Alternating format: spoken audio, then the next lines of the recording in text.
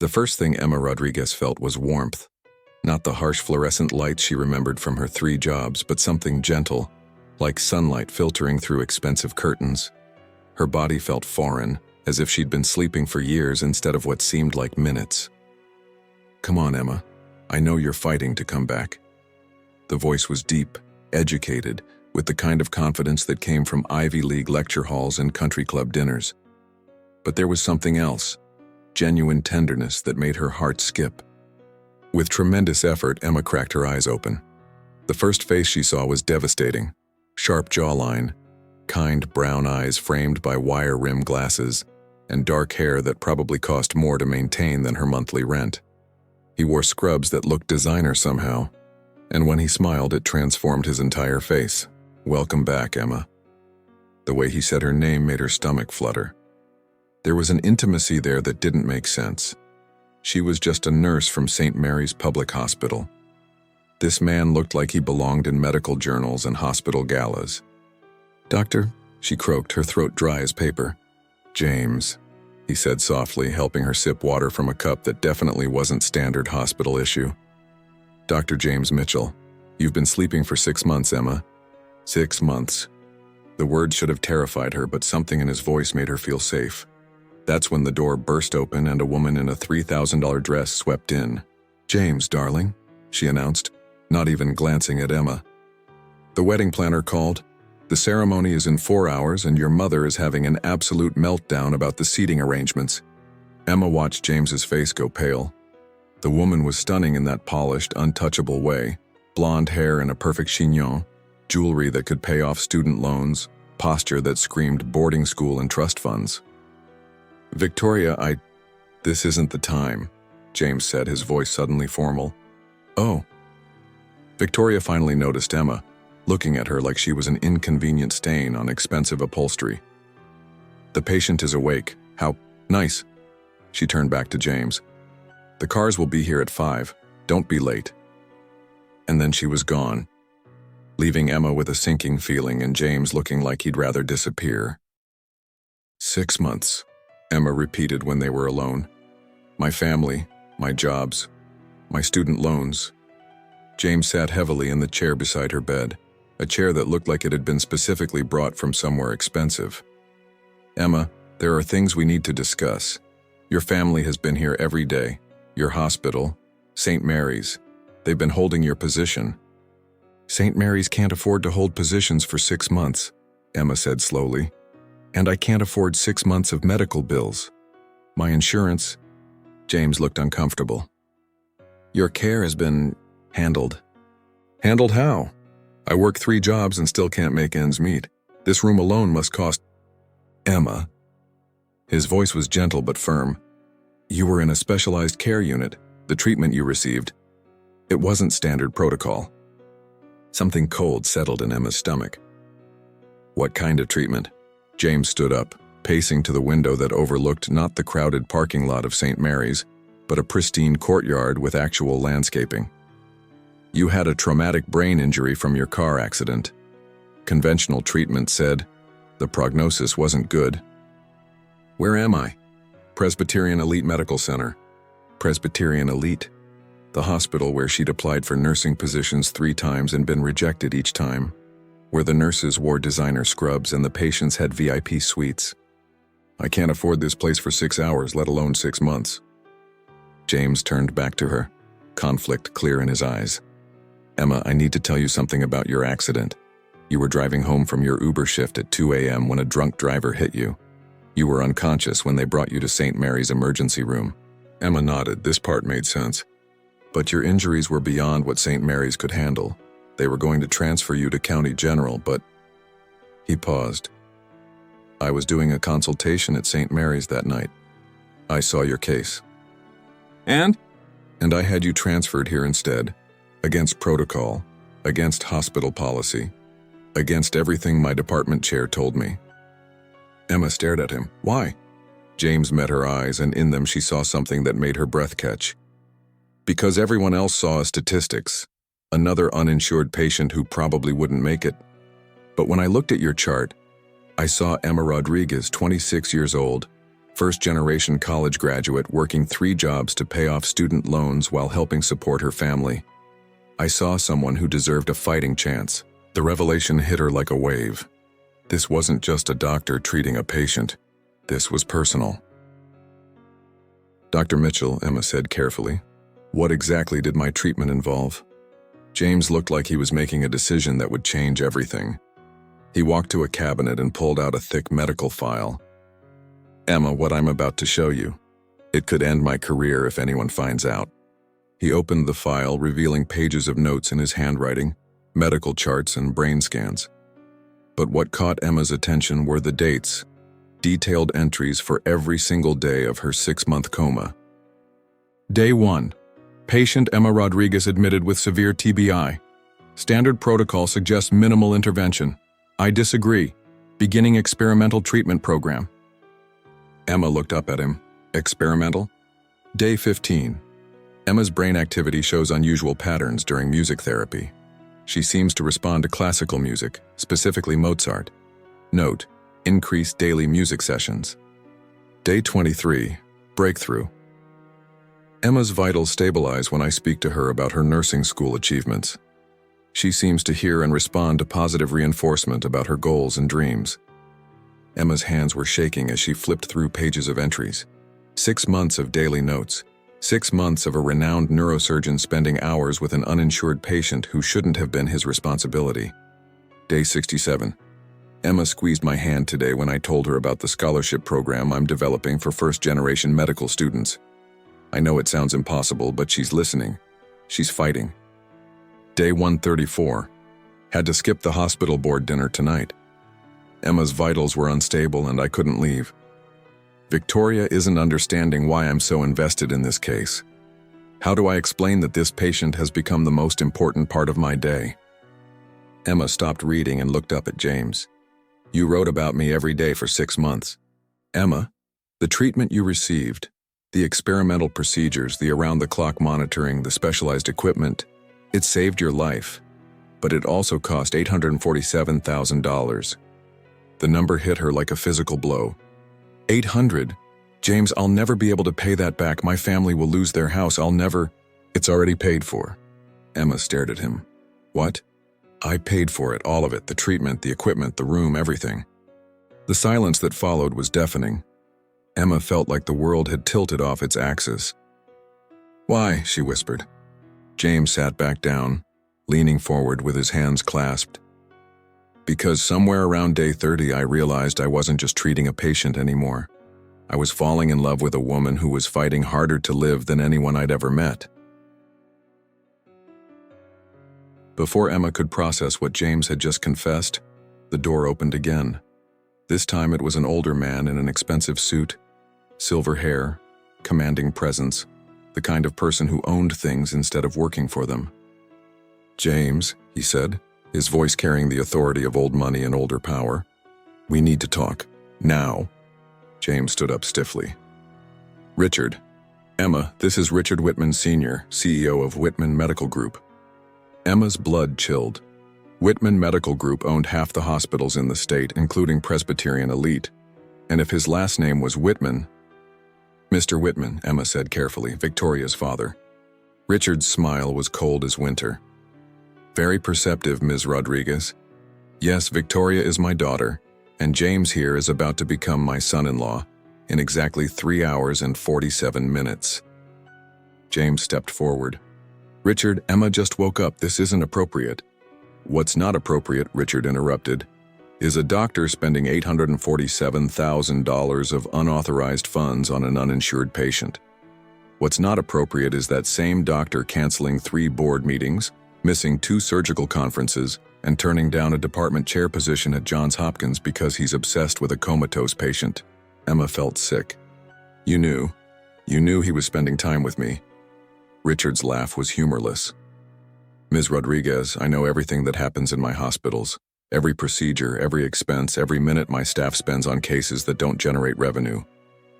Emma isn't a case, James said, his voice dangerous. She's a charity case who's caused enough problems. Richard turned to Emma. Do you know what your little miracle recovery has cost, besides the money? James was offered the youngest department chair position in Johns Hopkins history. He turned it down because he couldn't leave a patient. He's missed networking events, research opportunities, advancement chances, all for a patient who statistically should have been transferred to County General 6 months ago. Emma looked at James, seeing the truth in his eyes. "You sacrificed your career for me." "James sacrificed our family's reputation," Richard corrected. "The medical community is talking. People are asking questions about why a Whitman Medical Group surgeon is so invested in an uninsured patient. Some are suggesting inappropriate relationships. Others are questioning his professional judgment." The manipulation was clear, but Emma could see it was working. James looked torn between duty and desire. "But," Richard continued, "I'm a reasonable man. James, marry my daughter today as planned, and we'll quietly transfer Ms. Rodriguez back to County General for her recovery. No one asks questions, no one gets hurt, and your career continues on track." "And if he doesn't?" Emma asked, though she dreaded the answer. Richard's smile turned predatory.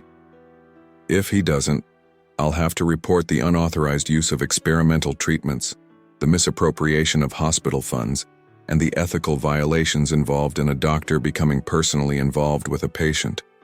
James will lose his medical license. You'll be transferred to County General with a $847,000 medical debt that will destroy your family's finances for generations."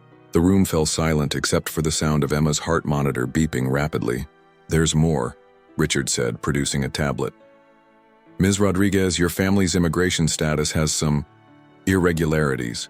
Your mother's work visa, your brother's student status. It would be unfortunate if ICE received an anonymous tip about a family defrauding the healthcare system." Emma felt the blood drain from her face. "Oh, you wouldn't." "I would. I will. Unless James marries my daughter today and this entire situation disappears quietly." James looked between Emma and Richard, the weight of impossible choices clear on his face. "Choose carefully, James," Richard said, heading for the door. "You have 3 hours to decide what's more important, your career and this young woman's family's safety, or a fantasy romance with a patient who is unconscious for your entire relationship." After he left, Emma and James sat in horrified silence. "James," Emma said finally, "you have to marry her." "Emma!" "No. Listen to me. I won't let you destroy your career for me. I won't let my family be deported because I was in an accident. Marry her, please." James looked at her with an expression of pure anguish. "Emma, you don't understand. These 6 months, falling in love with you, it's the most real thing I've ever felt. Victoria and I. It's what our families planned, what makes business sense, but I don't love her. I love you." "Then love me enough to let me go," Emma whispered, tears streaming down her face. After James left to prepare for his wedding, Emma lay in her hospital bed feeling like her heart had been surgically removed. That's when the door opened quietly, and a woman in scrubs peeked in. "Emma, I'm Sarah, head nurse here at Presbyterian. Can I come in?" Emma nodded, wiping her eyes. Sarah was in her 50s, with kind eyes and the efficient movements of someone who'd spent decades caring for people. She pulled up the chair and sat down. "Honey, I've been working here for 25 years. I've seen a lot of doctors, a lot of patients, and a lot of relationships. But what I witnessed these past 6 months, that was something special." "It doesn't matter now," Emma said. "He's getting married." "Is he?" Sarah smiled mysteriously. "Emma, did you know that Dr. Mitchell isn't the only one who's been keeping records?" She pulled out her phone and showed Emma a video timestamp from 2 months earlier. "Hospital security footage isn't admissible in court, but it sure is interesting to watch." On the screen, Emma could see her hospital room in grainy black and white. James was sitting beside her bed holding her hand, clearly talking to her unconscious form. But what made Emma gasp was seeing her own hand squeeze back. "That's impossible," Emma whispered. "I was in a coma." "Watch this part," Sarah said, fast-forwarding. On screen, James leaned down and whispered something to unconscious Emma. Her face, even unconscious, smiled. "Emma," Sarah said gently, "you responded to Dr. Mitchell for 6 months. Your brain activity spiked when he entered the room. Your vitals improved when he talked to you. The experimental treatment worked because you were fighting to get back to him. But Richard Whitman, is about to learn that Presbyterian Elite has more loyal employees than he realizes.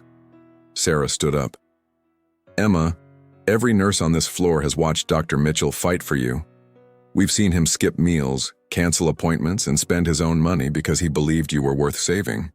We're not about to let Richard Whitman destroy that. The door opened and 3 more nurses entered. Maria, Linda, and Jennifer. They looked like they were on a mission. Emma, Maria said, we need to tell you some things about Richard Whitman that you deserve to know. Like what? Like the fact that he's been systematically shutting down public hospitals and buying them for corporate development, Linda explained. St. Mary's is next on his list. He's been denying experimental treatments to uninsured patients for years, Jennifer added. Dr. Mitchell saving you is exactly what Richard can't allow. It sets a precedent that patients matter more than profit. Emma sat up straighter. What are you saying? We're saying, Sarah said, that this isn't just about stopping a wedding. This is about stopping a system that values money over lives. And we think you're the key to exposing it all. Maria handed Emma a thick folder. Hospital financial records, treatment denials, immigration status investigations Richard ordered on families who couldn't pay their bills. Everything. Why are you giving me this? Because, Sarah said, you represent everything Richard Whitman hates. A working-class woman who survived because a doctor cared more about saving lives than following profit margins. You're proof that the system can work differently. Linda sat on the edge of the bed. Emma, Dr. Mitchell didn't just save your life. He accidentally created a case study that proves experimental treatments can work when doctors are allowed to care about patients instead of insurance policies. Your recovery is going to be studied in medical schools, Jennifer added. You're going to change how doctors treat brain injuries, but only if Richard Whitman doesn't bury the research to protect his business model. Emma looked at the folder, then at the faces of the women who had cared for her. What do you need me to do? Sarah smiled. We need you to crash a wedding. Sacred Heart Country Club was exactly what Emma expected. Old money, older traditions, and the kind of wealth that came from generations of never having to worry about medical bills. Emma sat in the wheelchair Sarah had insisted on, wearing scrubs and a hospital gown, feeling completely out of place among the Armani suits and designer gowns. You sure about this? Asked Maria, who had driven her here along with Sarah, Linda, and Jennifer. No, Emma admitted, but I'm sure about him. Through the floor-to-ceiling windows she could see the ceremony in progress. Victoria looked stunning in a dress that probably cost more than Emma's nursing school tuition. James stood at the altar in a tuxedo that fit him perfectly, but Emma could see the tension in his shoulders even from a distance. The minister was speaking about marriage, about commitment, about choosing love over all obstacles. The irony was painful. Gabriel Santos, the minister said, do you take Victoria Whitman as your lawfully wedded wife, to have and to hold in sickness and in health for richer or poorer, as long as you both shall live? Emma watched James hesitate. It was just a moment, just a breath, but she saw it. That's when she pushed open the doors. The sound echoed through the country club like a gunshot. 300 guests in designer clothes turned to stare at the young woman in a wheelchair wearing hospital scrubs. Emma heard gasps, whispers, the sound of someone dropping champagne glasses. But she only had eyes for James. When their gazes met, she saw relief flood his face, pure, undeniable relief. Emma, he breathed, his voice carrying across the silent room. Victoria turned, and the fury in her eyes could have melted steel. I told you this would happen, she hissed through her perfect smile. Emma began rolling down the aisle, each turn of the wheels echoing in the silence. The guests watched like she was a car accident they couldn't look away from. James, she said when she reached the altar, I need to talk to you. Emma, you can't be here, Victoria interrupted, stepping down from the altar. This is my wedding. Actually, Emma said, keeping her eyes on James, I think this wedding is about choices, and James deserves to make his with all the information. James stepped down from the altar too, ignoring Victoria, ignoring the shocked minister, ignoring the murmurs of 300 guests. He knelt beside Emma's wheelchair. How did you know where to find me? He asked. I had help, Emma said, gesturing to the nurses who had followed her in. And I remembered some things. What things? I remember your voice telling me to fight. I remember the music you played. I remember feeling safe even when I was lost." She paused, gathering courage. "And I remember falling in love with you, James. Even unconscious, even not knowing who you were, my heart recognized yours." And then he kissed her, right there in front of 300 shocked guests, with wedding flowers scattered on the floor and the sound of FBI agents making arrests in the background. It was the most perfect kiss of her life, because it was the first kiss she'd given while being completely conscious of loving someone who loved her back. The silence in the country club was deafening. "That's impossible," Victoria said, but her voice had lost its confidence. "Is it?" Emma asked, finally looking at her. "Or is it just inconvenient for your family's business plans?" Richard Whitman stepped forward from the front row, his face dark with anger. "Enough, security!" "Wait," Emma said, raising her voice so the entire room could hear. "Before you call security, I think your guests should know what kind of man you really are, Mr. Whitman." She opened the folder Sarah had given her. "Ladies and gentlemen, did you know that Whitman Medical Group has been systematically denying experimental treatments to uninsured patients? Did you know they've been shutting down public hospitals to increase their profit margins? Did you know that Mr. Whitman has been using immigration investigations as threats against families who can't pay their medical bills?" Murmurs began rising from the crowd. "That's enough," Richard shouted. "Security!" "Actually," said a new voice from the back of the room, "I'd like to hear more." Everyone turned to see a woman in her 60s walking down the aisle, perfectly dressed, silver hair in an elegant updo, carrying herself with the authority of someone used to being listened to. "Mom," James said, standing up. "Hello, darling." James's mother reached the altar and looked between Emma and Victoria. "I'm Margaret Mitchell, and before this ceremony continues, I have some things to say." She turned to address the crowd. "Most of you know me. You know my family has been in medicine for 4 generations. You know we believe in helping people, not profiting from their suffering." Margaret faced Richard Whitman. "Richard, I've just spent the last hour on the phone with the State Medical Board, the Hospital Ethics Committee, and several investigative journalists. It seems your business practices are about to become very public." Richard's face went pale. "Furthermore," Margaret continued, "I've spoken with the Board of Trustees at Johns Hopkins. They're very interested in offering my son that department chair position again, especially now that they know about his groundbreaking work with experimental brain injury treatments." She looked at Emma with warm eyes. "Work that saved the life of a remarkable young woman who represents everything we should value in healthcare, fighting for patients regardless of their ability to pay." Emma felt tears streaming down her face. Margaret turned to James. "Son, you have a choice to make. You can marry a woman you don't love to advance a career you don't want, supporting a system that goes against everything our family has stood for. Or you can choose love, choose your principles, and trust that doing the right thing will lead to the right life." James looked at Victoria, then at Richard, then at Emma. When he spoke, his voice was clear and strong. "Victoria, you're an incredible woman. You deserve to be loved completely, without reservation, without doubt.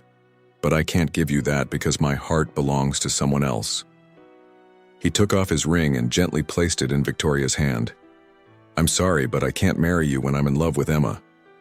Victoria stood for a moment holding the ring. Then, with a dignity Emma hadn't expected, she nodded. "You're right," she said quietly.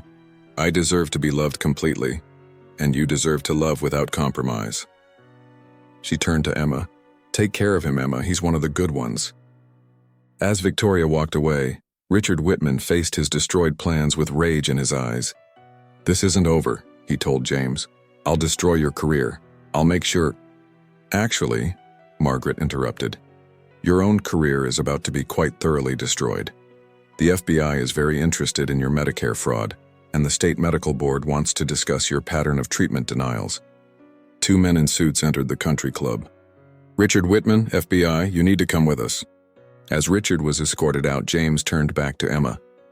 There was so much love in his eyes it took her breath away. "Emma Rodriguez," he said, still kneeling beside her wheelchair. 6 months ago you taught me that love doesn't need permission to exist. You showed me that caring about someone isn't about what you can get in return, but about what you're willing to give." He took her hands. "I love you. I've loved you since the day I met you. And if you'll have me, I want to spend the rest of my life loving you consciously. Yes, Emma whispered. Yes to everything. Emma stood in the garden behind the new Rodriguez Mitchell Free Clinic, watching James teach medical students about experimental brain injury treatments. The clinic occupied the building that used to house Whitman Medical Group's corporate offices, seized by the federal government and sold at auction to a nonprofit they'd created. The key to successful treatment, James was explaining to the residents, isn't just medical expertise. It's understanding that every patient is someone's daughter, someone's sister, someone worth fighting for. One of the students raised her hand. Dr. Mitchell, is it true that you spent your own money to treat an uninsured patient? James smiled, his eyes finding Emma across the garden. I spent money to save the woman I loved. She saved me right back. Sarah, now head of nursing at their clinic, appeared beside Emma. How are you feeling about tomorrow? Tomorrow was their wedding, not at a country club, but right here in the clinic garden, surrounded by the nurses who had helped them, the patients they'd treated together, and the families they'd served. Nervous, Emma admitted. Happy, grateful. Any doubts? Emma looked at James, watching him inspire the next generation of doctors to see patients as people rather than profit centers. None. Well, maybe one. What's that? I keep wondering if this is all too good to be true. 6 months ago, I was working 3 jobs just to pay off student loans. Now I'm married to the most incredible man I've ever met, running a clinic that's changing lives. Sarah laughed. Emma, you've earned every bit of happiness you have. You fought your way back from a coma, exposed a corrupt medical system, and helped create something beautiful.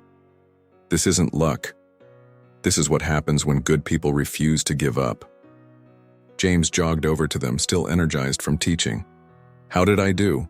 You made 3 future doctors cry when you told our story, Emma said. I think you did just fine. Good. He pulled her into his arms. Because tomorrow I get to marry my favorite success story. I'm not a success story, Emma protested. I'm just a nurse from St. Mary's who got lucky. No, James said, his voice serious. You're proof that love can exist in impossible circumstances. You're proof that fighting for what's right always wins in the end. You're proof that the best things in life are worth waiting for, worth risking everything for. He kissed her softly. And tomorrow I get to promise to love you consciously for the rest of our lives. As the sun set over their clinic, over the community they'd built together, over the life they'd created from the impossible, Emma knew that sometimes love really could conquer everything, even unconsciousness, even time, even the systems designed to keep people apart. Their love story had started with a woman in a coma and a doctor who refused to give up. It was ending with 2 people building a future based on the simple revolutionary idea that everyone deserves to be loved, cared for, and fought for. And that was the most beautiful miracle of all.